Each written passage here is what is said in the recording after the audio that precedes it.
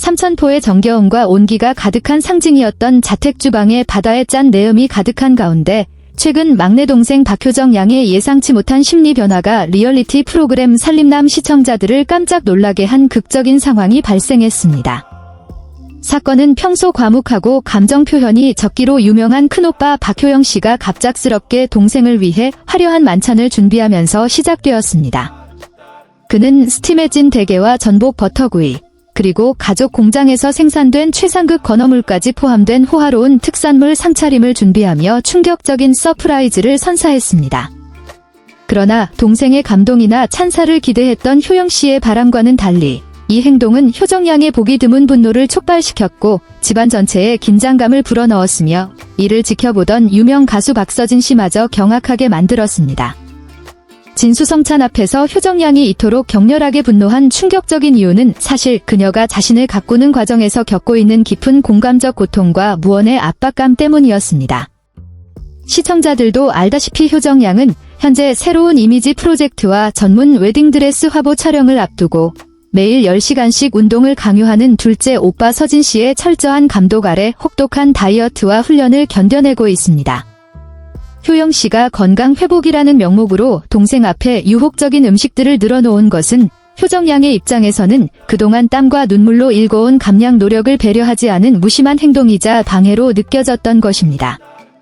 전복 접시를 노려보며 울먹이는 목소리로 큰오빠를 원망하는 효정 양의 불타는 눈빛은 편안한 삶에 대한 갈망과 일본 전역에서 인기를 얻고 있는 예술가 가족의 이미지를 지켜야 한다는 책임감 사이에서 고군분투하는 젊은 여성의 극심한 피로감을 여실히 드러냈습니다.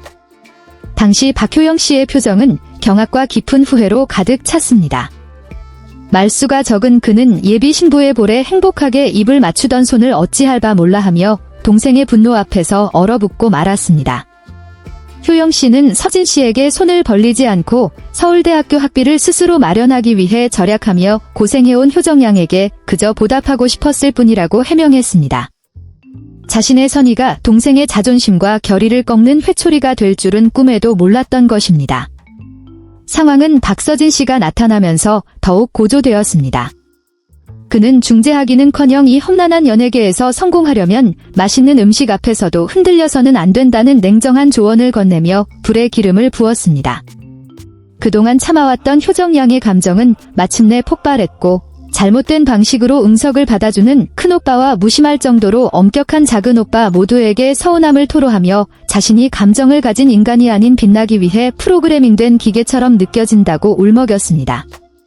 KBS 스튜디오에서 이 장면을 지켜보던 은지원과 백지영 등 선배 예술가들도 침묵을 지킬 수 없었습니다.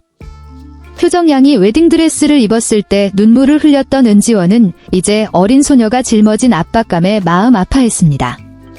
그는 효영 씨의 상차림이 서울거리 곳곳에 화려한 이미지를 유지해야 하는 효정 양에게 너무나 가혹한 심리 테스트였다고 분석했습니다.